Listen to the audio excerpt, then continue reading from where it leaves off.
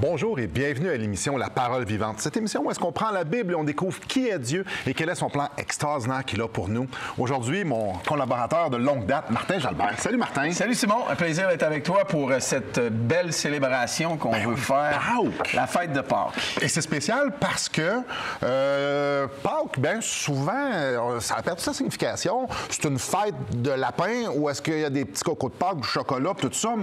Congé, férié pour nous, disons, ici au Québec. Puis je pense pas mal partout à travers le monde. Mais Probablement que les gens savent que c'est relié au christianisme, mais c'est quoi? seulement au christianisme? Ouais. Intéressant comme question. C'est vague. Oui. Aujourd'hui, on va essayer de mettre un peu plus de viande autour de l'os, qu'il y ait des explications.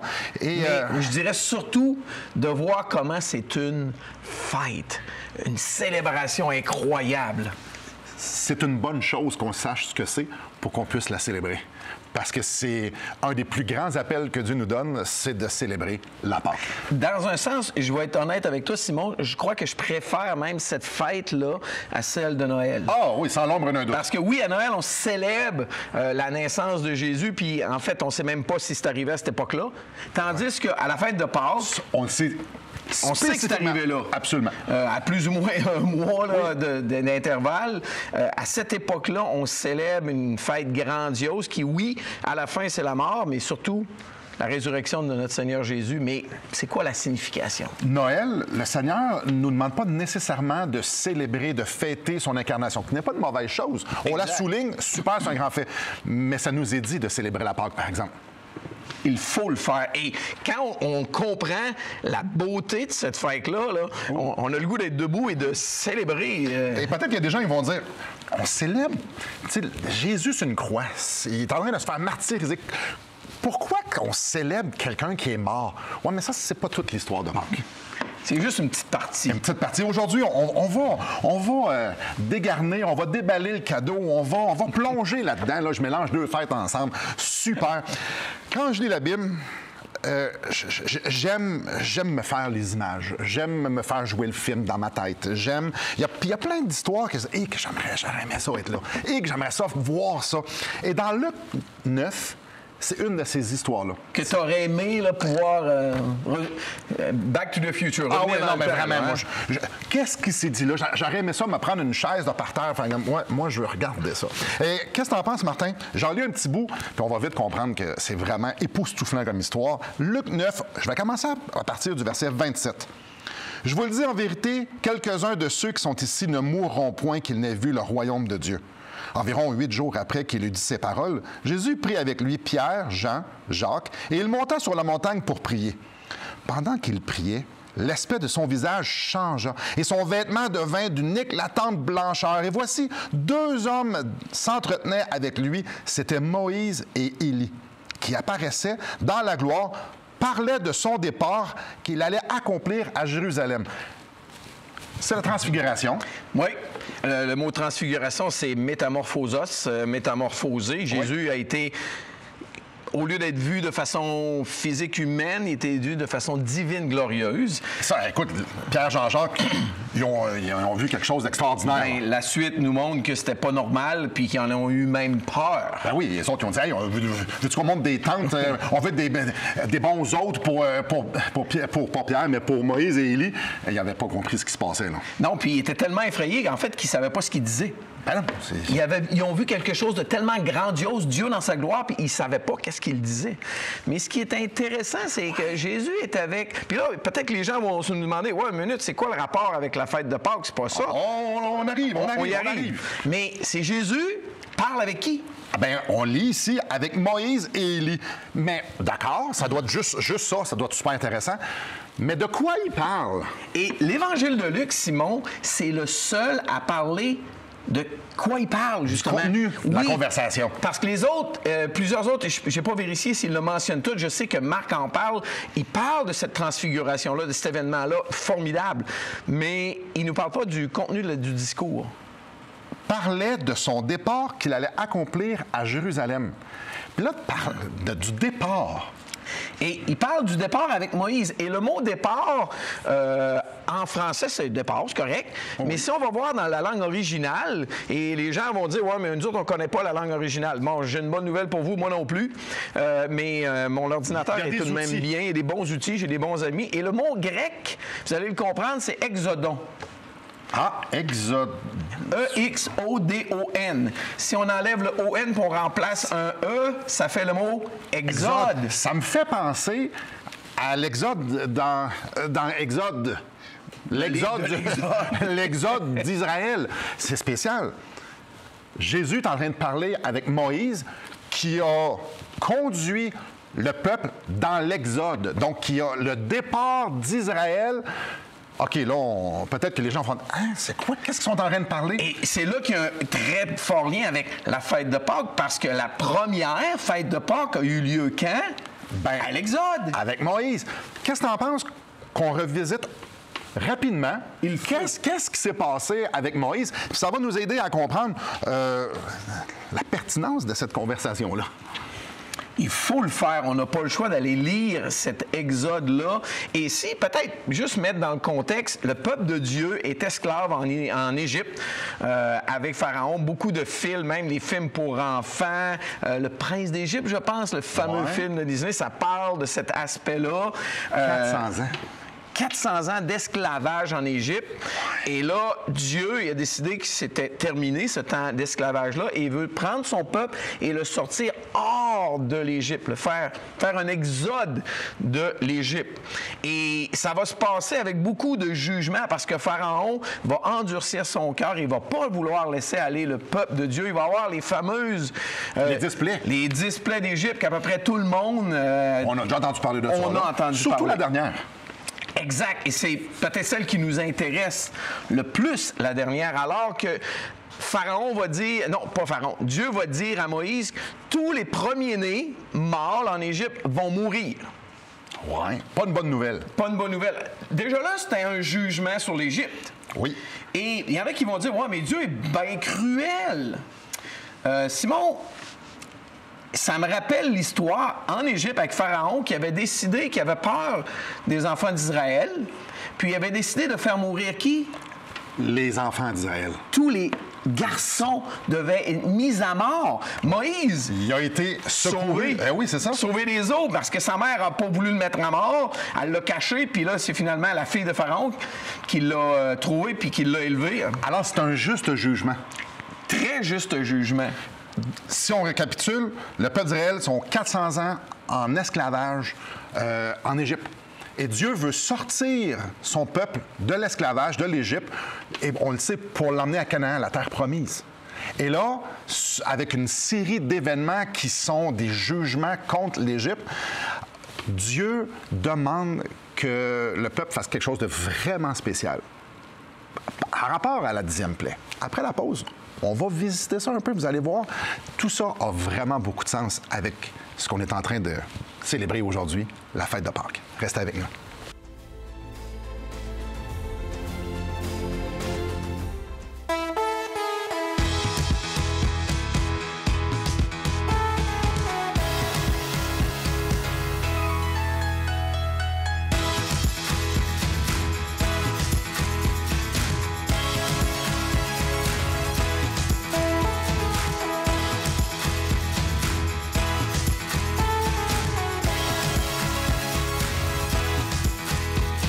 Pour en savoir plus, visitez radioespoir.ca.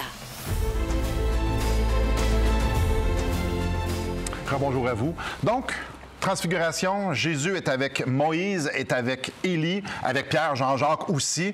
Et puis, Luc nous parle qu'il y a une conversation avec Moïse, Élie, et Jésus dit par rapport à son départ. Départ de Jérusalem, et je me demande bien, comme tu disais, tu aurais voulu être assis à la scène, est-ce qu'il parlait de son départ de l'Égypte avec Moïse aussi pour faire le lien? Et il y a Parce qu'il y a un lien. Évident. Donc, avant la pause, on parlait justement qu'on a mis un peu le contexte. Là, on est rendu à la 10e plaie, et Dieu dit à Moïse, les premiers-nés vont tous mourir. Il y a une façon de s'en sortir. Il y a une façon une façon d'échapper à cette malédiction-là. Ce jugement-là. Ce jugement-là. Et Dieu, il dit simplement, le 10e jour du mois, du premier mois pour eux autres, vous allez prendre un agneau sans défaut, vous allez sacrifier, vous allez prendre de son sang et vous allez le mettre sur les 2 poteaux et le linteau de votre porte. OK. Spécial. Et Dieu il dit que le soir, lorsqu'il va envoyer l'ange apporter la mort, il dit, vous allez rentrer dans vos maisons et lorsque l'ange va passer sur le pays, il va voir le sang sur les portes, il va passer par-dessus les maisons et les gens qui vont être cachés dans ces maisons-là vont avoir la vie sauve. Alors, eux ne subiront pas le jugement parce qu'ils vont avoir cru que l'agneau, le sang de l'agneau, et le mettre sur le linteau, c'est suffisant. Parce que Dieu a dit que c'était ça qui était suffisant. Et ce qui est intéressant, c'est que Dieu pourvoit une façon d'échapper à ce jugement-là. Et cette façon-là, c'est pas tu vas courir le 5 km en 15 minutes. C'est pas de quoi d'impossible. C'est un agneau. C'est quasiment... Pour nous, aujourd'hui, offrir un agneau, ça peut être très compliqué pour le Québécois moderne. Mais dans ce temps-là, offrir un agneau, il y en avait partout. Puis c'est pas un animal difficile à attraper. C'est pas une colombe, là. Non. Essaie d'attraper ça ou un lion. Là. Non, c'est pas dangereux. En fait, tu l'appelles, puis elle vient, puis tu l'emmènes. Comme un agneau. Ouais. Moi, je pense qu'on a déjà entendu ça. Hein? Ça se peut. Ouais, fait c'était simple. Les premiers-nés vont être sauvés et le peuple va sortir à cause que vous avez mis votre foi dans ce que l'Éternel a dit. Vous allez avoir cru que le sang de l'agneau, le sang pur de l'agneau, va avoir couvert pas vos transgressions, mais va être suffisant pour l'Éternel. OK. C'est intéressant. Jésus parle à Moïse de son départ qui était pour arriver à Jérusalem. De Jérusalem. Et là, il y a des parallèles. Il y a des gros parallèles. Extraordinaire. Mais si tu me permets, Simon, vas-y. Juste avant, j'aimerais juste te relire la fin du verset 11 de Exode 12. Quand vous allez manger cette Pâque-là, il dit, vous allez la manger, puis il termine en disant, c'est la Pâque de l'Éternel. C'est le mot Pâques. Et pour nous, les Québécois, le mot Pâques, ça veut rien dire. J'ai souvent demandé à des amis, des gens, même des gens très religieux, ils disent, ben ça veut dire résurrection. J'ai dit, non, ça ne veut pas dire ça. Tout de suite après, au verset 13, il dit, pour vous, en revanche, le sang vous servira de signe sur les maisons, vous verrez le sang, je passerai par-dessus vous. Et ce qui est intéressant, c'est que dans l'original, le mot Pâques et le mot passer par-dessus, c'est la même chose. C'est la même racine. C'est comme si je te dis un nom, famille, et si je te dis familiarisez-vous avec quelque chose. C'est la même famille, c'est la même racine. Et le mot Pâques est passé par-dessus. Ça vient la même racine, ça veut dire la même chose. Comme nous, on pourrait utiliser, par exemple, le mot famille et familiariser. Donc, on ne peut pas voir ça en lisant ça. Parce qu'on utilise un mot pour nous, on pense juste... Pas beaucoup de signification. Non, on pense, comme tu disais, peut-être plus au chocolat, à un congé. Une fête religieuse. Une fête religieuse, point à la ligne. Mais ça voulait dire beaucoup plus. En anglais, on a un meilleur terme. Passover. The Passover. Ça veut dire la même chose. Par-dessus ceux qui ne comprennent pas l'anglais. Oui, exactement. Et moi, c'est ce que j'aime à l'appeler. Hein. Je le dis souvent, la fête de la passe par-dessus. Parce que c'est de là que ça vient. Et là, c'est Jésus. Jésus, il s'en va à Jérusalem. Il va parler de son départ de l'Exode de Jérusalem. Et là, il y a des parallèles à faire. Alors que Jésus vient, l'humanité est esclave. Comme le peuple d'Israël était esclave en Égypte, forcé de travailler des travaux pénibles, mais l'humanité est quoi? Est sous la condamnation du péché, esclave du péché. Il n'y a personne qui peut arrêter de pécher, de commettre des fautes. Il n'y a personne qui est capable d'atteindre la perfection morale même de sa conscience. Et ce péché-là nous amène à la mort. À la mort. Comme en Égypte, c'était la même chose. Tous ont péché. Tous, tout le monde, sont péchés, ils sont privés de la gloire de Dieu. Et le salaire du péché, c'est la mort. On en parle souvent de ces versets-là. Mais il y a un jugement sur le péché. Et le jugement, c'est tu mourras certainement de ta mort physique et de ta mort spirituelle. Ça date de tout de même longtemps, cette phrase que tu viens de nous dire. Bien, c'est dans le jardin. Dans le jardin d'Éden avec Adam Genèse, et Ève. Au tout début. Genèse, chapitre 3. Alors, ici, là, l'humanité est sous l'esclavage du péché. Et Jésus dit, moi, il parlait avec Moïse de son départ, de son exode. Et on sait ce qui est arrivé à Jérusalem. Jésus est mort. Il est mort. Et c'est intéressant, quand Jésus est arrivé en scène, au début de son ministère, Jean-Baptiste a dit, voici l'agneau de Dieu qui ôte le péché du monde. OK, là, il y a... toutes les lumières devraient allumer. Là. Bien, pour les Juifs qui l'écoutaient, il devait y avoir beaucoup de lumière qui allumait. Mais pour nous, on se souviendra à la Pâque, ça prenait un agneau, puis ça prenait du sang, puis ça prenait la mort. OK, pour pouvoir être délivré de ce jugement-là qui était là. Intéressant, il y a un jugement sur l'humanité à cause de nos péchés. Et quand Jésus arrive en scène, c'est l'agneau qui ôte le péché du monde. Qui ôte le jugement du monde. Et... OK, on continue, mais... La fête de Pâques commence soudainement à avoir une belle signification. En fait, vraiment être une fête. Ben oui, parce que si ça l'ôte le péché... Wow! Okay. On sort le party, excuse-moi le terme. Ben, les célébrations, certains. C'est clair. Mais on va arrêter ici. On va aller à une pause. Oui. Et puis, après la pause, on va continuer à parler de ça parce que c'est un gros sujet de célébration. Et j'aimerais vous offrir le livre Destination finale. Je l'offre à toutes les émissions, ou presque. Et pour moi, c'est important. Pour nous, c'est important. Toute l'équipe de La Parole vivante, on aimerait vous le mettre entre les mains parce que Marc Cahill dresse un portrait... Pourquoi Jésus est mort sur la croix? Pourquoi on est ici? Pourquoi Dieu? Pourquoi la création? Qu'est-ce qui se passe après? Donc, tout ce que vous avez besoin de faire, c'est de nous appeler, de nous écrire, puis de nous dire « J'aimerais avoir le livre que Simon nous offre » et on vous l'envoie tout à fait gratuitement. Beaucoup de réponses à beaucoup de questions. Donc, après la pause, on continue d'explorer la Pâque. Restez avec nous. Depuis maintenant 15 ans, nous avons l'immense privilège d'annoncer la bonne nouvelle de Jésus-Christ. Par la grâce de Dieu, nous avons fait plus de 500 émissions, distribué gratuitement des milliers de livres et que dire des centaines de personnes qui ont répondu par la foi à l'appel de Jésus. Aujourd'hui, nous aimerions inviter ceux qui ont reçu cette bonne nouvelle à faire équipe avec nous. Aimeriez-vous avoir un impact dans la francophonie pour l'Évangile?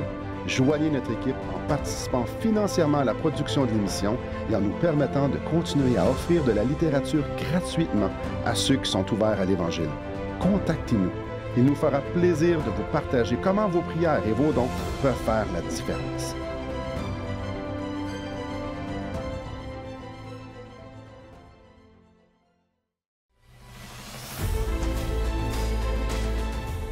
Rebonjour à vous. Oui, Christ est mort sur une croix. Lui, l'agneau qui ôte le péché du monde. Son sang a été versé. Mais quel parallèle avec l'Exode! Puis peut-être des gens vont penser qu'on est en train, Simon Ouellet et Martin Jalbert, d'inventer un lien. Pas du tout. Parce que le Nouveau Testament est hyper clair. C'est Paul lui-même qui dit que Jésus, c'est l'agneau de Pâques. Veux-tu nous lire, Simon? Oui, certainement. 1 Corinthiens, chapitre 5, on peut lire à la fin du verset 7. Car Christ, notre Pâques, a été sacrifié ou immolé. Et le début du verset 8, c'est « Célébrons donc la fête. » Moi, c'est la Pâque. C'est la Pâque. Donc, Christ est notre Pâques. Le rôle de l'agneau dans la sortie d'Égypte, c'est le rôle de Jésus.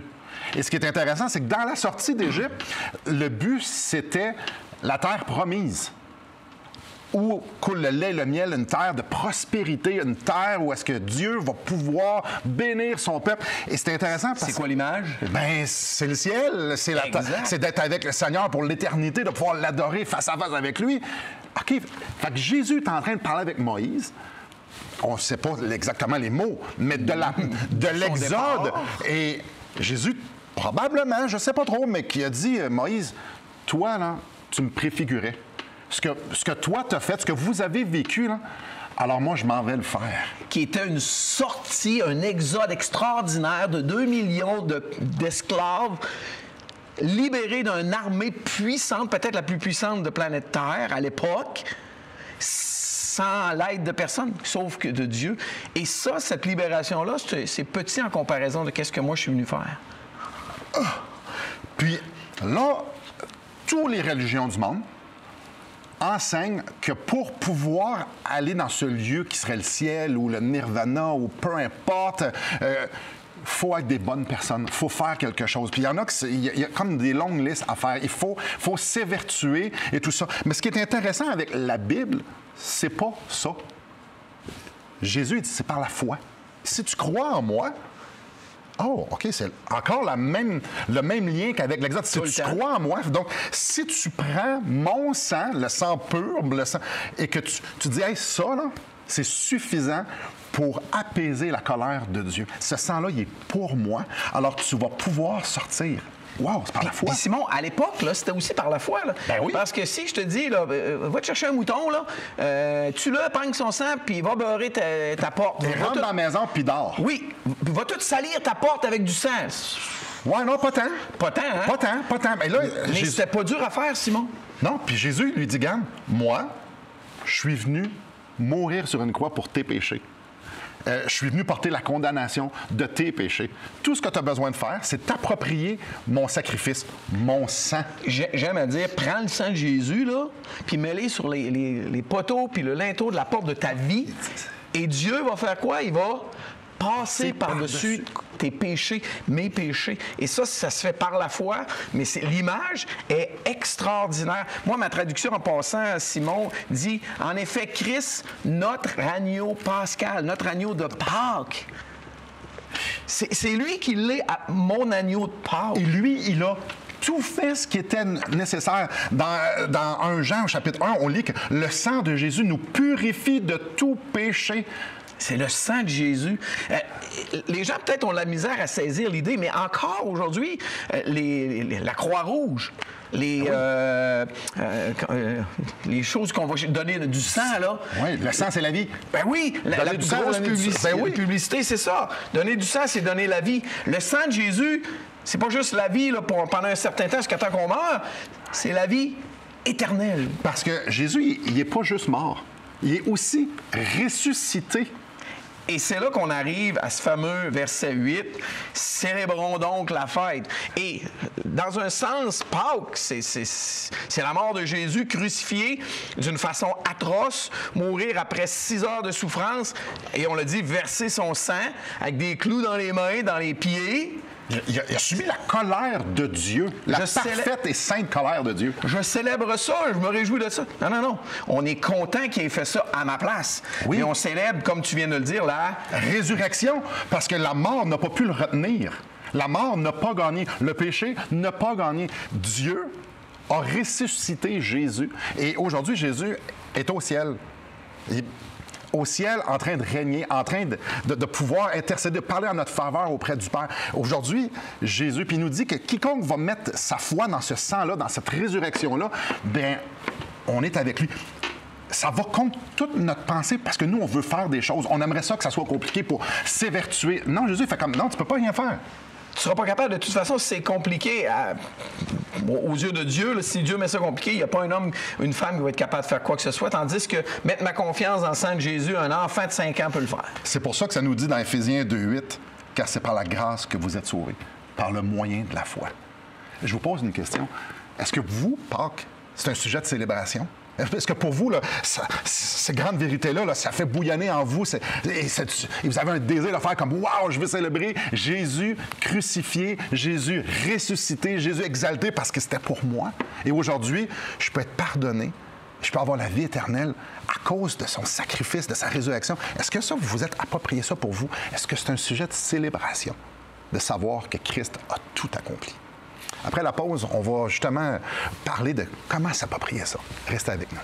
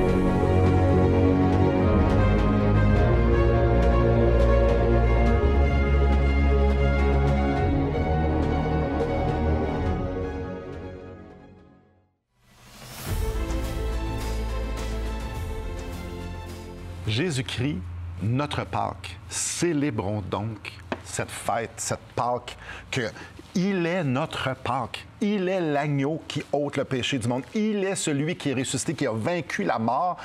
Un tombeau vide. C'est le seul qui a un tombeau vide. Il n'y a pas personne d'autre qui est ressuscité pour la vie éternelle. Et il nous offre d'avoir cette vie-là, d'avoir nos péchés pardonnés. Wow! Je mérite pas ça, Simon? Ben non, il n'y a personne qui mérite ça. C'est justement, ça peut pas être par nos mérites. Et ça, c'est peut-être la chose la plus significative du christianisme à comparer à toute autre chose. Ouais. C'est que c'est une grâce extraordinaire. Ben, il y a quelqu'un qui meurt pour nous. Quelqu'un qui nous aime tellement, qui va supporter, qui va endurer, qui va subir la colère qui nous est réservée. Non, attends un petit peu, là.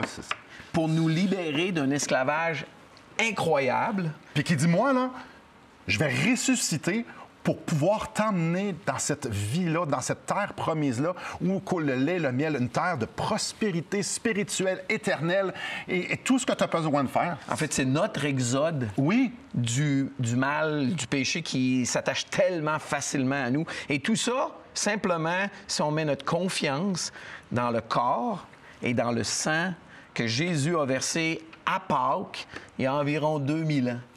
J'aimerais lire Hébreux chapitre 11. Ça parle de Moïse. C'est par la foi qu'il sacrifia, qu'il immola la Pâque. Moi, c'est même écrit « célébra la Pâque ». Et fit l'aspersion du sang afin que l'exterminateur ne touche pas au premier-né des Israélites. C'est par la foi. Alors, la foi que ce sang-là est suffisant pour que l'exterminateur passe par-dessus. Alors, quand je m'approprie le sang de l'agneau, le sacrifice de Jésus, alors je peux être convaincu que lorsque le jugement sera fait, bien, le jugement a déjà été payé par Jésus. Et là, on parle de foi, puis on parle de célébrer. J'aimerais vous encourager à célébrer dans le repos. La foi, c'est quoi? Vous connaissez un hamac, il y a 2 arbres.